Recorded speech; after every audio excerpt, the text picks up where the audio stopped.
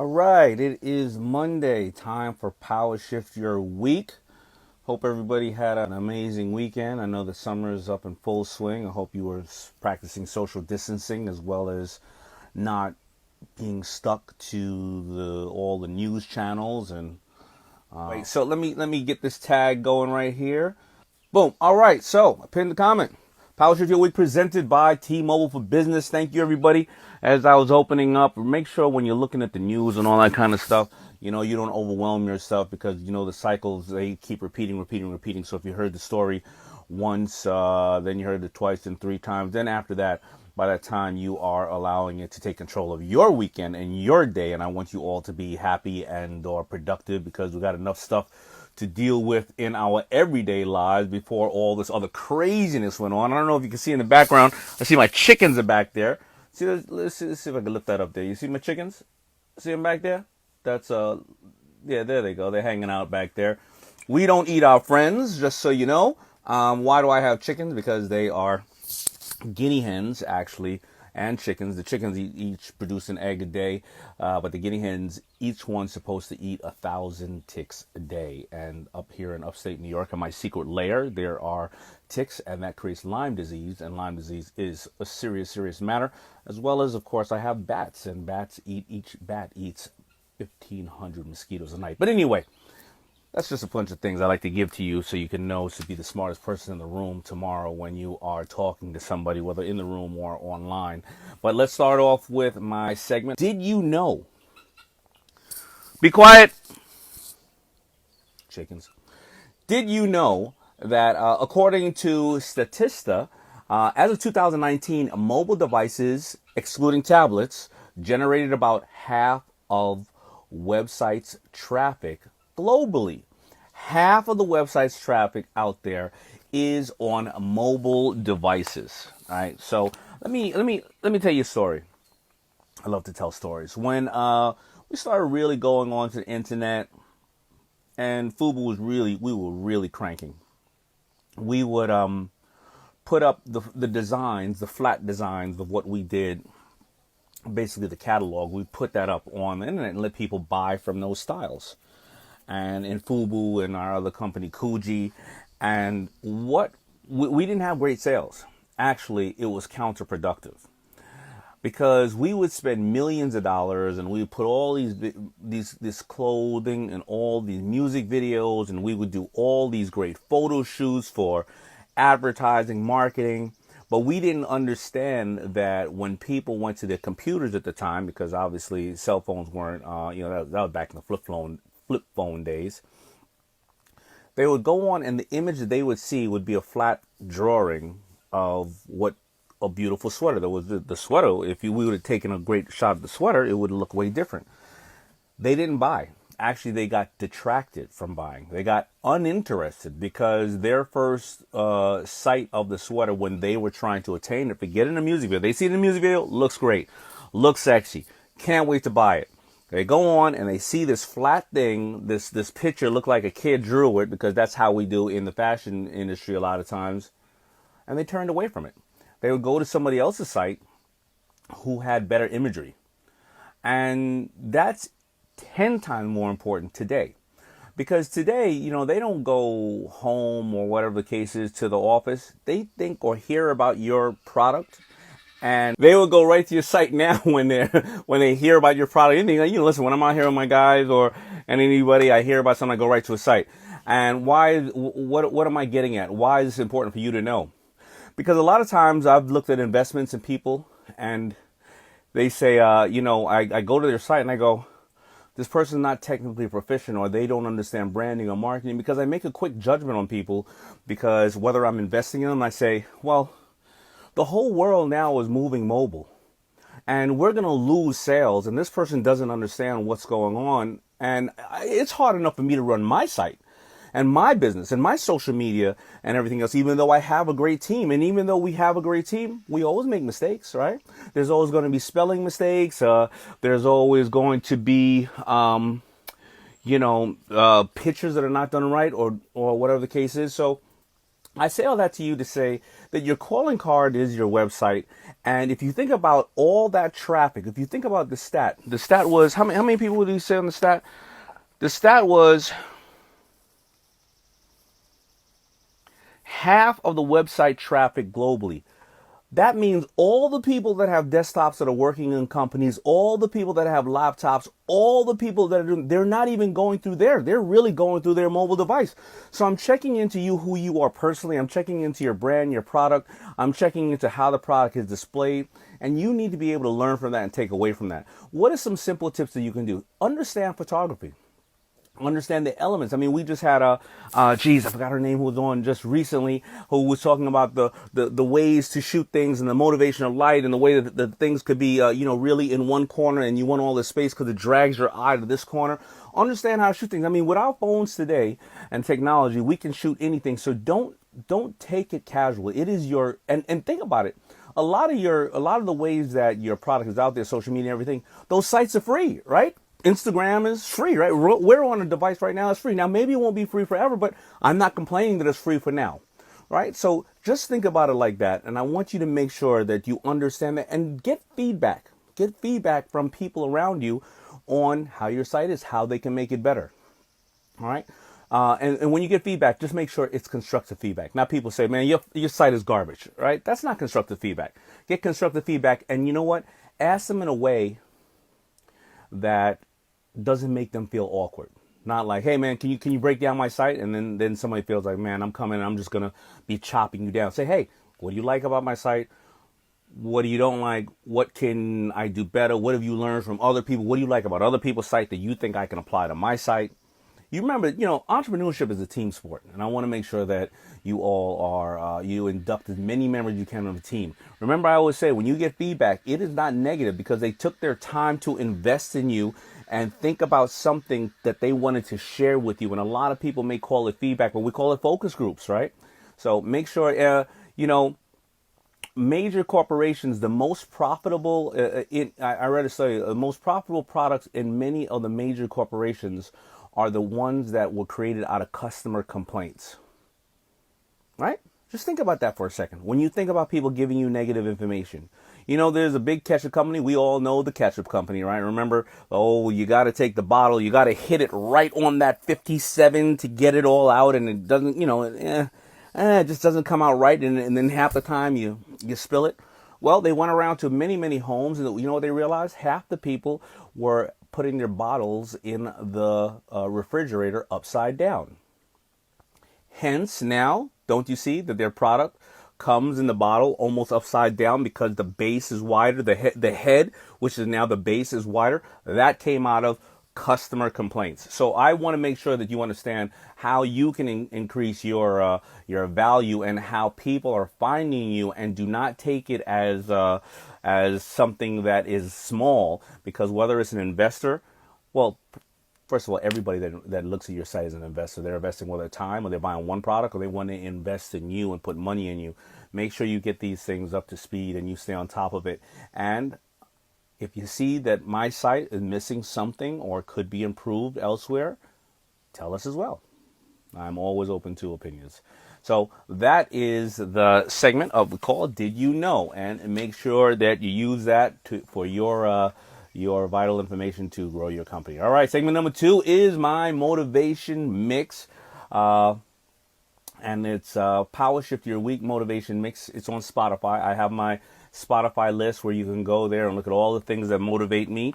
And let me tell you the song. I really love the song. It's Underdog by Alicia Keys. Let me tell you why I love the song. The first time I heard the song, I thought it was actually written about me and maybe my mother, on my own come up, the lyrics. And that's the one the song is really amazing, because I think that music motivates us, because a lot of times when we're down, or we think about songs that were a part of our life when we were coming up, or certain memorable times. It's the soundtracks to our lives, and it can bring us back to really pleasant places, really amazing places. And the reason why I love the song is, check out the lyrics. And these lyrics, I'm sure most of you are going to think they were talking about you as well. They say I would never make it, but I was built to break the mold. The only dream that I've been chasing is my own. So I sing a song for the hustlers trading at the bus stop, single mothers waiting on a check to come. I've been a hustler selling T-shirts on the corner, and my mother was waiting on a check to come. And when I was told that I was never going to be alive or I was going to be dead or in jail by 21, I didn't allow those things to get to me, and I'm sure many of you didn't allow those things to get to you. So that's the motivational mix of the week, and that is Alicia Keys' Underdog. Please go to my mix on Spotify, my motivational mix on Spotify, my list, and download all those. And of course, I got the Visualize album out there, which is my speaking on a bed of music. And now I want to go into segment number 3, the T-Mobile for Business fan Q&A. Now remember, last week my Q&A was absolutely amazing, and I'm sure it's not going to be any different this week. So get your pens or get ready to write your notes. And here's who I'm going to bring on. I'm going to bring on a young woman named Black Girl Sunscreen. Her name is Shontay, but I'm going to read, a little bit about her before I bring her on, because as I told you, it's always weird when you're sitting right there and somebody's reading off your thing. So check this out. So Shontay loved being in the sun, but she couldn't find a sunscreen that will protect her skin without covering her in white residue. Now, if you do know, people of color, we always like lotions and things of that nature, but we don't want to look white because then we look ashy. It looks a little weird, right? So I feel her pain on that one. She did her research and found that there are natural ingredients that can boost melanin production, offer proper UV protection, and be fully absorbed by the skin. She used those insights to create Black Girl Sunscreen in 2016. Black Girl Sunscreen works to educate and empower their customer to protect their skin and their health, and is also made from natural ingredients that make it environmentally friendly. And that's what I really love. And I'm going to get into that with her, because I know that a lot of the sunscreens out there are destroying the coral reef, and I'm going to ask her about that. Made a point to build mutually beneficial relationships with members in the Black community. And check this out. Recently launched in 200 Target stores and secured a $1 million investment from a private female funding source. There's so much in those couple of statements right there that we can all look for, right? All right, so let me bring her on right now. Hi. How you doing? I'm great. How are you? I'm really great. I'm really great. Well, What it is was really, what was going on with those chickens? they were doing their job. They were overdoing their job. I guess they were like, well, the boss is by the house over here, and we got to clean up as many ticks as we can. But then they started, having their own little party, and they were interrupting my IG live. Oh boy. That was actually funny. So where are you based? Los Angeles. Los Angeles. How you doing? Are you safe? Is everything good? Everything's great. I'm pretty consumed, I must be honest. Business is doing really well. There's been a heightened awareness around Black businesses, and we're part of that. So I'm grateful and thankful. Very good, very good. Well, congratulations Yeah, on thank you. your launch, on the target, on your initial funding, on where you are today, as well as people are challenged. But I want to hear a little bit more, about your product and the brand. So why don't you tell me a brief history about it, because I just breezed over it, but tell me the rest of the history on how you got to come up with it and everything. Yeah, I mean, my story is evolving just because I'm starting to realize a lot about myself as an adult. Initially, it was because I couldn't find a sunscreen that rubbed into my complexion. As you can see, I'm a dark-skinned woman. But now that I think about it more, I've been a risk taker for a really long time, starting from college, doing my master's, moving from state to state, and now really understanding that removing myself from old environments and putting myself into new environments has created or given me the capacity to be creative. And that's kind of where it came from, being in a really creative space and then finding that, hey, there's a gap in the market and what can I do about it? And when you say removing yourself from old environments, what type of environment are you talking about? Are you talking about mentally, the people around you, physically? Yeah, just both. So both, where I lived and no, so I'm from a small town in upstate New York. Not much going on, honestly. Where's So that town? Newburgh. You ever heard of it? Okay. I'm a mile away from it right now. Yeah. Yeah. Oh, really? So, Hmm. so you know about Newburgh, you know that it's drug infested. There's no jobs. So in order to really do something, you gotta get on out. It's getting a little bit better as people are coming to build up, but I had to go. Is that the chickens again? It is. Now, yeah, okay, but now you move and getting out of old environment and going into new, and you were starting to broaden your mind, or broaden your thought process. So explain to me, how did the Black Girl Sunscreen come up? So being, in South Florida for 13 years, going to the beach and then jumping over to Los Angeles and hiking and just being really outdoorsy. My friends would encourage me to wear sunscreen, and I'd be like, no, look how I look, right? I'm looking crazy right now, Yeah. and that wasn't okay. And I couldn't be the only Black girl that wanted to protect her skin from the sun, but felt this way. So I literally just jumped on Google, put in keywords, sunscreen for brown girls, sunscreen for Black girls, and came up very shorthanded. And then the question was, can I do something about it? But, but where was the need to want to wear sunscreen first? Because I know that the big misconception, I can be very honest, and I'm guilty of it as well, that growing up, we didn't necessarily need sunscreen, right? And I know that's a huge misconception, but that's what we always thought, that we didn't need it, or maybe if I go to the islands, I'd use some aloe or this and that, and I'm not even sure if that was proper. Um, where was your need to want to wear it? Did you know the education behind it and said, listen, I'm in danger of the sun? Or um, was it just, well, I think I should? I mean, where was the desire to have sunscreen? And who educated you on the fact that people of color needed just as much? I got that education myself and after developing the product or before developing the product. But truth be told, like I was that girl that would go outside at a pool party or a barbecue and sit in the shade, right? Because Okay. I thought that I was going to get darker and my skin was hot, meaning it was burning. So I would be afraid just to be exposed in the sun. And that's why my friend said, hey, maybe you should put some sunscreen on. Your skin won't burn and it's supposed to protect you from the sun. So that's really where the initial need came from. Okay. And now you say it's environmentally friendly. And what does that mean? Oh, so we've been really progressive with that. So oxybenzone is a really big word within the sunscreen industry, and Black Girl Sunscreen, we removed that when we launched, even though we got pushback from our manufacturers.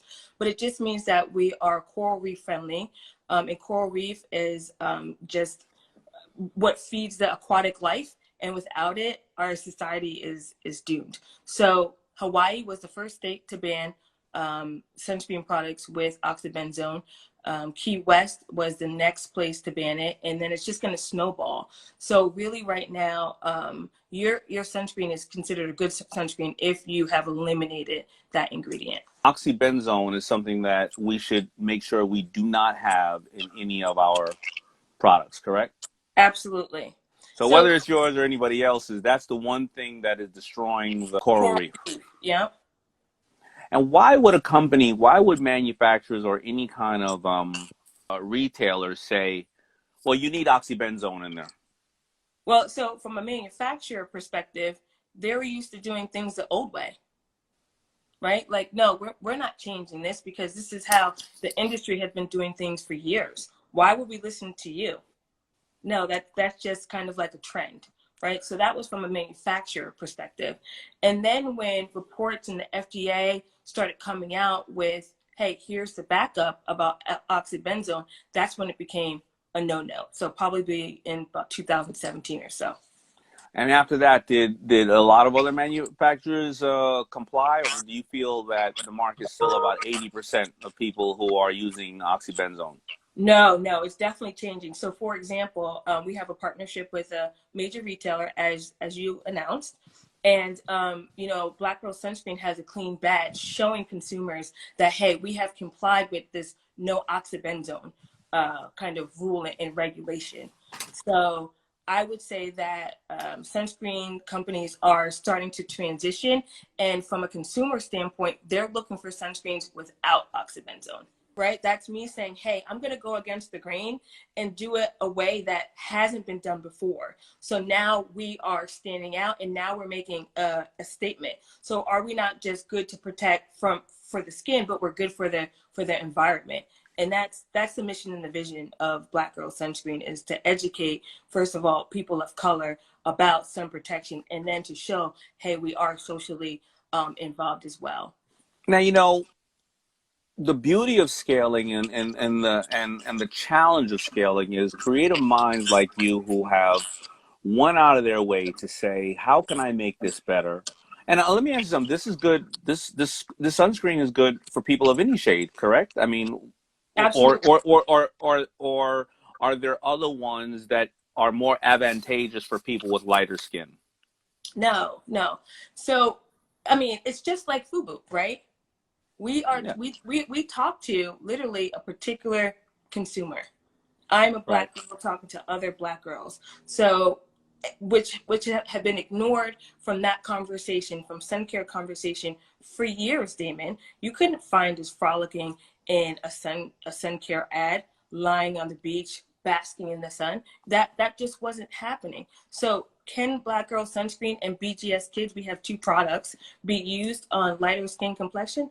Absolutely. But I want to make sure that people of color know that, hey, we can burn. We are susceptible to melanoma, which we don't necessarily talk about. And then on the cosmetic side, it's great for hyperpigmentation, dark spots, premature aging, and fine lines. So why are we not able to take advantage of something that can help us? Well, first of all, I haven't heard the word frolicking in years. So frolicking in ads? Frolicking, yeah, like, Mm. pouncing around in the Yeah, sand, I got it. frolicking, I got no, and I think that that's important, right? It was the same as Fubu. We were making it for a segment of a market, hit people who loved hip hop, and we didn't care who you were if you loved hip hop. Like I always say, we dressed the Beastie Boys all the way to Public Enemy. It didn't matter, right? yeah. So now being an entrepreneur who've already done this, you've gone through the hard part, and it's going to still get hard. It's going to be challenging. Everybody thinks it's an easy road because you're going to have a lot of people coming after you trying to do something similar. You're going to have big companies trying to do their version of it. They're going to try to, stop you in the stores. And the biggest challenge with entrepreneurs is scaling. A lot of us want to scale very quickly because while we have this opportunity, we're like, it took me 10 years to get to this point. Now I got to take advantage of it. However, there's also sometimes the go narrow and deep and be the best at who you are. Are you facing well, where's your lip balm? Where do you do outdoor stuff for, like, right now? These mosquitoes have been lighting me up, and I Hmm. am not sure why. And of course, I do not want to wear DEET. I want to wear all natural stuff. I know that lavender, I know that natural mint oils and lavender oils keep them away. So I'm planting as much lavender as I can. I'm putting oil in. Are you expanding the line? Is that now? Is that in the future? Maybe not. What are you up to now? Yeah, I mean, you mentioned something in the beginning of the question, and that's the pressure to pump products out, right? It's Yeah. like, hey, your signature product, Black Girl Sunscreen, is just hitting, blowing the hinges off the door. Shontay, what else you got? Black Girl Sunscreen, what else you got? And I will say that we are taking our time and we're listening to our consumer to see what they really want and what they need. So currently we have our signature line, which is the SPF 30, and then we have sunscreen for kids, BGS Kids, and that's an SPF 50. So we have two products, and then we have some more coming out. All right. Well, perfect. Perfect. Yeah. So during this time of scaling, I'm going to let you go in a minute, but I think there's a lot of information for all of the people watching who are, small business operators, and you're going to that point where you're starting to take on the big manufacturers and stuff like that. What would you say was your toughest challenge, getting into the big box stores? Having them believe that we have a great idea with a great product, and to show them that Black Girl Sunscreen can can scale and can be not mainstream, but can be sold. it's not going to be taken in a negative way. I would say that was the biggest challenge. So when we launched, I mean, we did great, and it was all because of the support of the community. And without the ladies literally purchasing 3, 4 bottles at a time, we wouldn't be where we are today. And did you get and those ladies purchasing 3, 4 bottles at a time? Was it that you started with a small community who knew you where you were, and you kind of were online or calling them or saying, if you like the product, please go buy it here? I mean, what started those ambassadors to just really, you know, you know, Yeah. um, bring it home for you? We launched on Instagram for free, just like you mentioned earlier, right? We took full advantage of that. And I tell everyone, why are you not using your social media to expand your brand so people can hear your voice? So we launched on social, we did trade shows, we were out in the community. Every platform that would give me the chance to talk about Black Girl Sunscreen, I took full advantage of that. I was on the airwaves in South Florida, meaning radio shows and things like that. We just kept it moving. We were never really silent. Somebody just asked really quick. I'm going to Yeah. interrupt you, but somebody asked a great question. Can pregnant women use it? Yes. So there's certain ingredients within the sunscreen that say pregnant women shouldn't wear sunscreen at all, not just Black Girl Sunscreen. Okay. So, Yeah. yes, they can use it, or no, they cannot use it. I would say refer to a doctor. Refer to a doctor. Yes, All right. absolutely. That's what Good. I would So, say. so let me ask you, do you have any questions for me? Because I've been asking questions of you. I find it fascinating what you're doing, and I wanted everybody to know as much as you were doing. And I didn't want you to have to sit there and brag about yourself. So I got a lot of the good information out, and I think it's amazing. Is there anything that you have, any questions you have for me? Yeah, I have a ton of questions. So you started off talking about FUBU today, and you've made such a great impact on the culture in terms of the acronym FUBU, and I know you know that, right? Because literally Sure. people see Black Girl Sunscreen as for us, by us. So can you talk to me and tell me what was your headspace as an entrepreneur versus a creative during that time? My husband as an entrepreneur, during, other than a creative. I'm trying to understand that question. The business mindset that I had Yeah. against the just the feel of, hey, I have something and I just want to share it with the world. Right. The business mindset was pretty simple. It was, can my partners and I, Keith, Carl, and Jay, can we make enough product to maybe get up to a point where we own our own store? And then we realized, wait a minute, why should we own our own store? Because we have a lot of different challenges there. Why don't we use other people's stores? And then so we had a small amount of stores that we would go in, and we would get the product over to them. And then we said maybe we could do a store within a store, because whenever I went into Macy's or one of those places, I saw the big Timberland section. I saw these beautiful sections. Mm-hmm. But a lot of stores that we sold to in the hood, they didn't have beautiful sections. They just had hanging racks. So I remember going out and printing 10,000 posters. They were black with just a big FUBU symbol in them. And we would say to the guys, hey, you have that little section over there. It's like, it's crappy. Can we make it a FUBU section? And we go in there and we put all the posters up, probably about 40 of them on cross corner of the wall. We would buy 1 or 2 racks, really nice racks, and just put it in there. And then we would do that probably times 8 stores in the city, and we would have 8 small stores within stores. Got it. And so what we were using was their ability to pay their real estate and everything else, but then we were also making our section really good so the kids would come and buy and move the goods quicker. And that was the first step of me trying to go into business. And then I said, how can I sell 24 hours a day? And when my head is on the pillow, how can shirts be selling? All right. After I have these stores, there are 8 decently respected stores in New York. We took pictures and videos of them, and we mailed them out to stores all across the country. And we said, this is New York, the home of hip hop, where everybody's from. And this is our section. These are our stores that we're selling in. Why aren't you looking like New York, the home of hip hop? At that time, You know, all the other stores wanted to be them. Okay. And that's how we started to expand there. But I would run into a lot of roadblocks, because that's the one part about kind of like the designing and kind of the distribution. But then I didn't know too much about financing. So then I had to say to myself, how do I learn about financing? And I was almost bankrupt everybody knows the great story of me mortgaging my house, but I was 2 months. I would have been homeless in probably 2 more months if I didn't get a deal with these guys named Norman and Bruce over at Samsung Textile Division, because I didn't realize how much I was in the red at my business, and I thought I knew everything. And that's when I said I got to get other people and I got to get other mentors, because we just don't know it all when we start business. And I'm sure you've experienced it yourself. You can't know manufacturing, design, warehouse, shipping, billing. I mean, you know, social media, advertising, marketing, the books, the legal. I mean, you got to get people who are going to really help you, you know? Yeah. So that actually was kind of going to my next question. So what was the feeling when your brand went from niche to mainstream?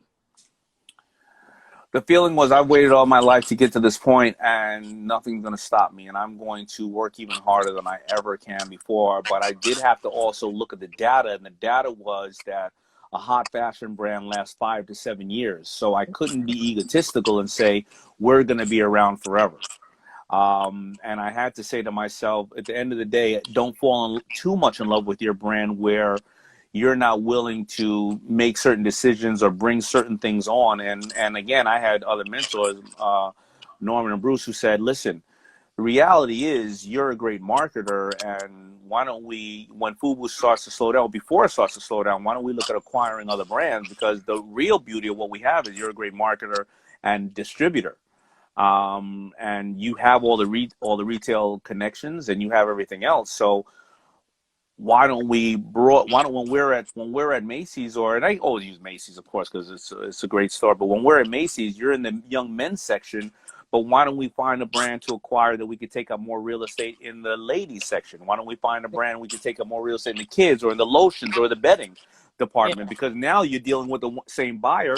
You can, instead of saying I have one thing, you can say I have 5 things, and that buyer now does not have to go to 5 different people for the 5 things, and you just save everybody time.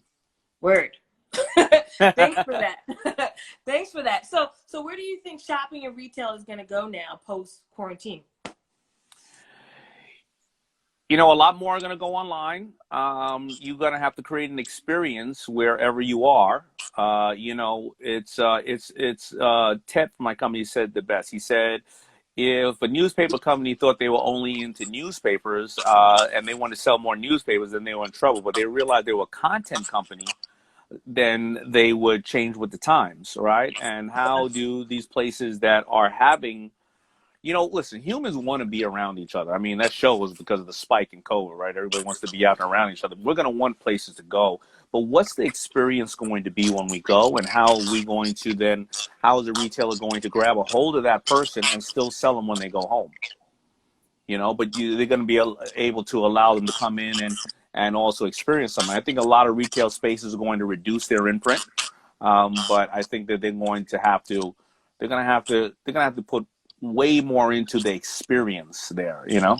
Yeah, I just want to circle back to that last question. I mean, you said a lot in a little bit, and I needed that because right now I'm just really in love with Black Girl Sunscreen, right? And we talk about brands having a timeline, and everything is just happening so fast, and I'm working so hard, but it's like certain things I have to let go. So I needed what you just said, and maybe kind of shifting the mentality just a little bit, right? As you go to mainstream and start to really grow. And people in the comments are just like, good questions, dope questions, and you had a dope answer. So I have maybe 1 or 2 more questions Yeah. that I'm dying to know. So what was your initial reaction when you heard about Black Girl Sunscreen? And what advice do you have for us? Well, you know, Black Girl Sunscreen, when I heard about it, it said it all right? And my initial reaction was like, duh, why didn't I ever think of that? Or are you kidding me? You know what Okay. I mean? Like you know, that had to Okay. be out for years. Why Yeah. not? Yeah. Right? Look. And then my next reaction after that was, how do you find in that market, how do you find the ones that do know how much they do need it? Because of my ignorance as a person of color, it was only after I got to a certain age that I realized, because my wife happens not to be of color, she's white, and she would always say, hey, you need to protect your skin. And she pulled up the stats and the facts, and I said, wow, I just didn't know. Yeah. But I also have the same feeling too. I mean, listen, my baby, she's light, but we smack so much white stuff on her. I mean, she just running around and she's just looking Oh, crazy, so we have I, something for her. yeah, no, I know now, but she's just looking crazy. But at least the only time that I like the fact that she has all that white crap all over her is you never gotta say, hey, did your sunscreen the baby? Because you know that she's walking around looking crazy, but she's a baby, So Yeah, yeah. yeah, but I think it's a brilliant idea, and I think there's so many. I think that it's something that's so needed, and the good thing and the bad thing about when you have a segment of a market who don't know they need something is, the bad thing is you don't want to shoot your advertising and your marketing like a shotgun all over the place, because a good portion are either not going to know they need it or don't care. That's the challenge, because you don't want to spend too much money doing that. Yeah. But the ones that do know they need it buy the 2 bottles, the 4 bottles, the 10 bottles. They become your best and biggest ambassador ever, because they go out to the world and say, are you crazy? They love it's almost like telling somebody a secret and saying, don't tell nobody. They're going to tell everybody. And they're the Yeah. ones that are going to be out there with people of all colors and say, are you kidding me? You need this so bad right now. And they are going to tell them every time they see them, and they're going to be your best ambassadors. And you got to just make sure that you support them and you give them as much feedback as possible. And no matter how big your brand ever gets, you remember that first 100 or 200 people that supported you to death. So that was advice within advice, literally, right? So, what other advice do you have for a young Black female in a white dominated space in today's world? Remember that you're a young Black female in a white dominated space, which is we can only walk into rooms and we can only feel either inferior or superior, or we add value. And and I know that we're in a touchy time in the world, but all of us who are of color know that many times in our life we've walked around almost not in shame, but ready to take on the naysayers, the odd looks. I don't care if you're getting on a bus or you're walking into a store, or somebody's grabbing their bag with her next to you, you're walking into an interview, or it's a teacher. We've always been used to the potential of the somebody looking down at you. Or you walk in the room and you say, if I didn't have any value, there wouldn't be no reason for me to be here. And by the way, because of my insight, we're all going to make a whole lot of money. We are all going to make a whole lot of money, because I'm going to bring to you some stuff that you never thought of, and you're going to bring to me some stuff that I never thought of. And when black and white gets together, it makes green. It's just a beautiful color, and we're going to change the way people think, and we're going to change it by doing amazing things where people are going to say, I don't know about any color going on around here. I know we're having a good time. We're educating people. We're making a lot of money. It's like me being the token smart guy on Shark Tank. It's hard being the token smart guy on Shark Tank. It really is. But I overprovide. I overprovide. And then when you look at Shark Tank, you don't see that. You see just a Wait, really token smart guy. wait. So speaking of Shark Tank, what's going on with the diversification? Like, what's it like being the token?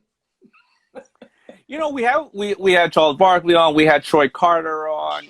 We need, what we're looking for on Shark Tank. And I know because we always, the sharks ask the other, we go out to try to get other sharks as well, right? Mm-hmm. You have to look at it like this. There are a lot of successful people of color in business, but Shark Tank doesn't want anybody they were brought up in a corporation, right? Because they were working underneath somebody else's tool. They want self-made men and women. Okay. Right. So we are looking, and we're looking for I've seen them interview Asian females, African American females, and various other things. They try to bust down the you know the diversity as much as they can, but they keep addressing it. I mean, Shark Tank is a true diversified show. I mean, if you look at it, season 1, 2, and 3, I think there was only one. There was Barbara on the panel, right? Yep. But enough women wrote in and said, that's not diversifying enough. That doesn't look like America's boardroom.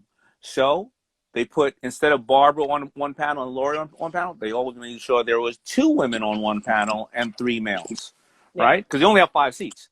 Yep. Now we only have 20-something episodes. So now how many are going to be 2 females and 3 males? Okay, 2 females and 1 male needs to be African American, or 2, because you got to think about it.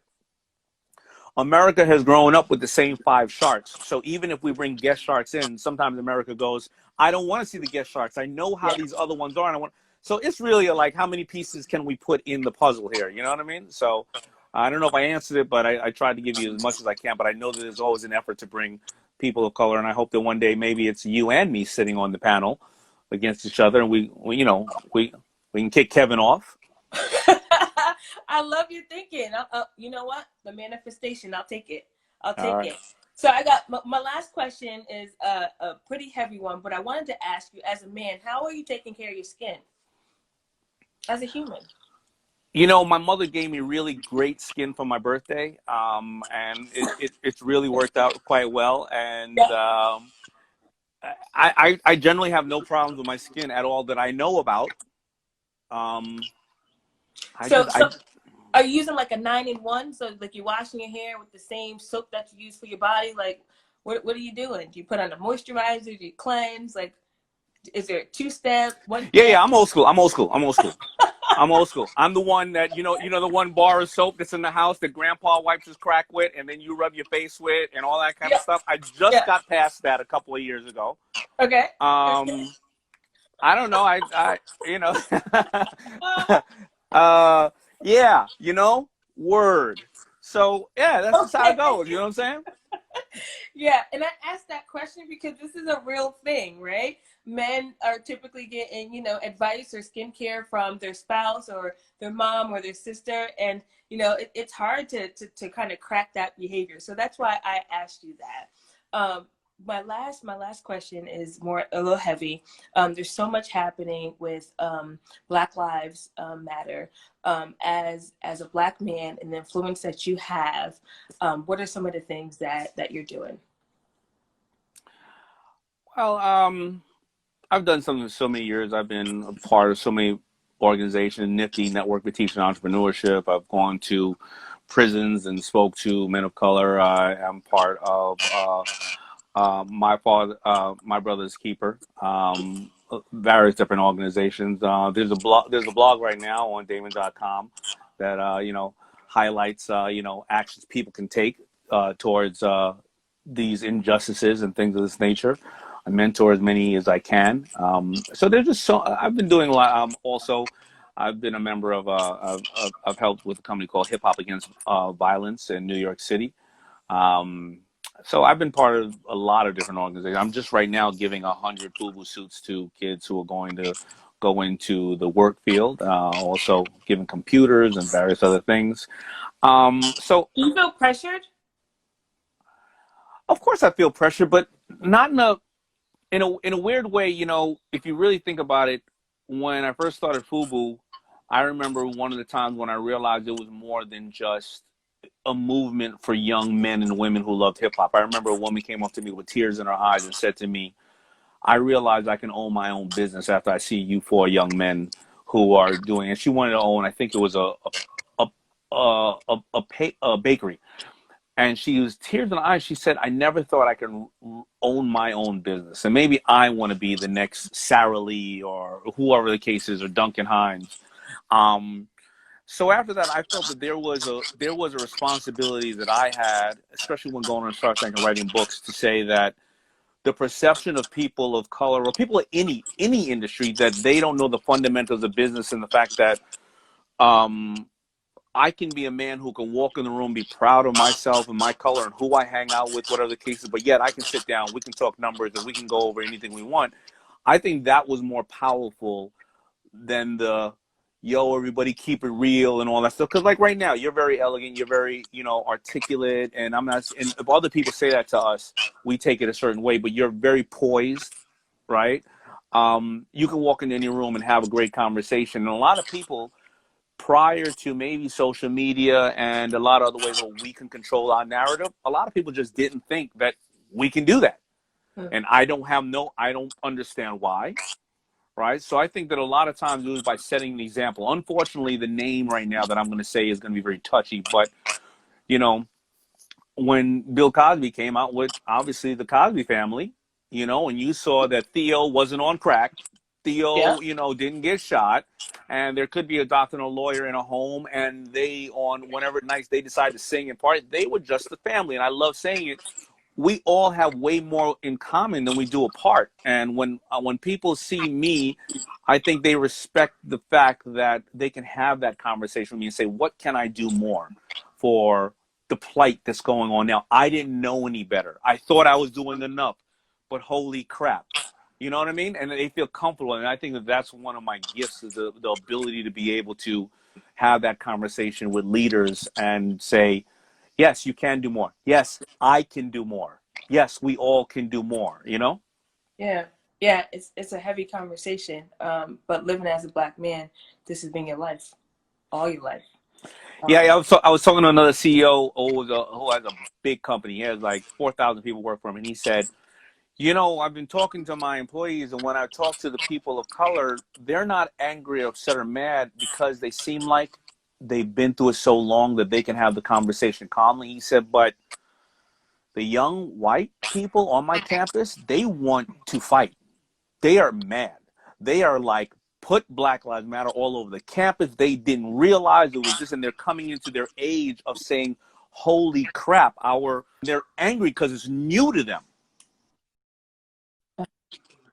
You know what Yeah. I mean? So yeah, it's a very, very, very crazy time in this country, but we're all going to get through this together.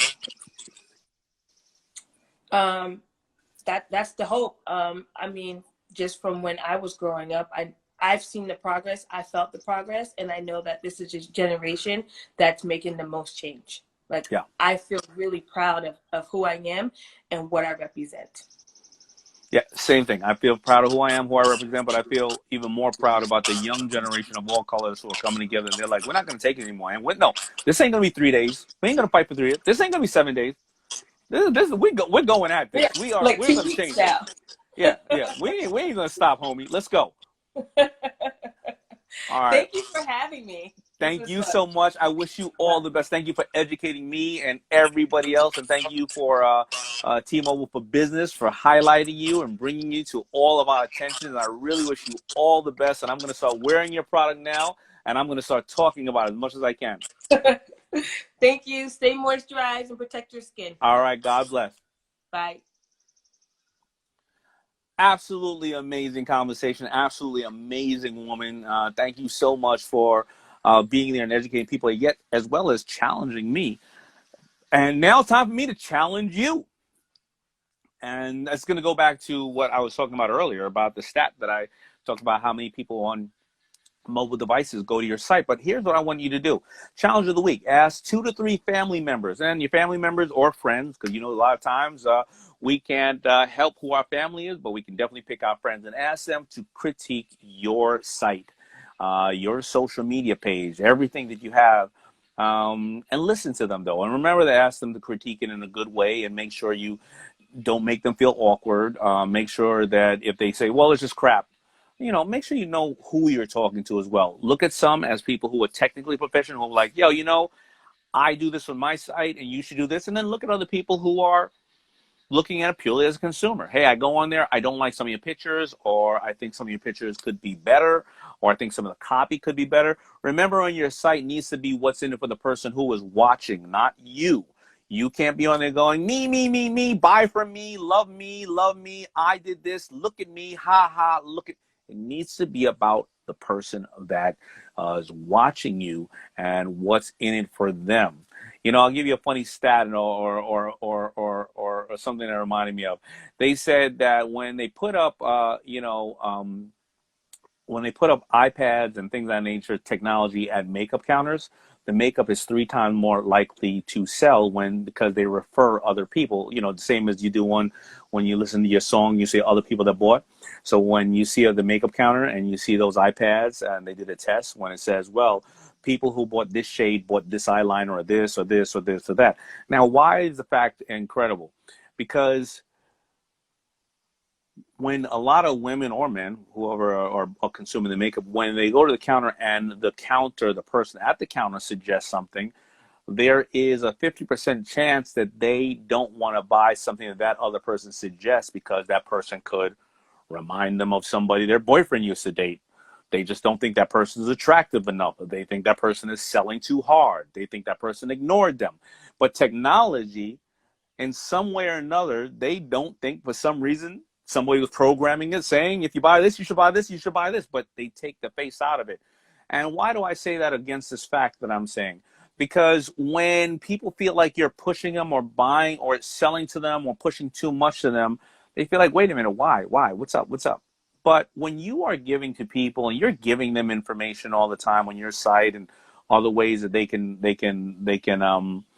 utilize information in their lives, then they want to buy from you. So make sure your site is and all that stuff that you have is really up to par, and keep getting more and more insight. And if you see anything that I'm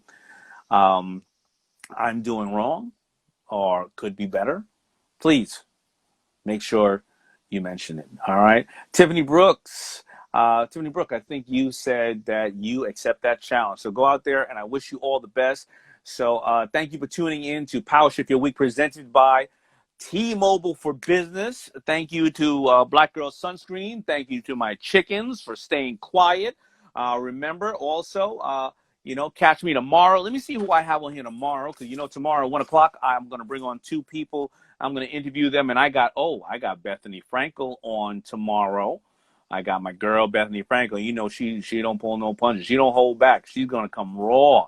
And I got D Murphy, my guy who has 5-4 denim, and we're going to talk to him about subscription models, because he does an amazing business with subscription models. I think he also had Young and Reckless, the other clothing brand. So a lot of you who like clothing, who follow me because of that, we're going to be talking about that.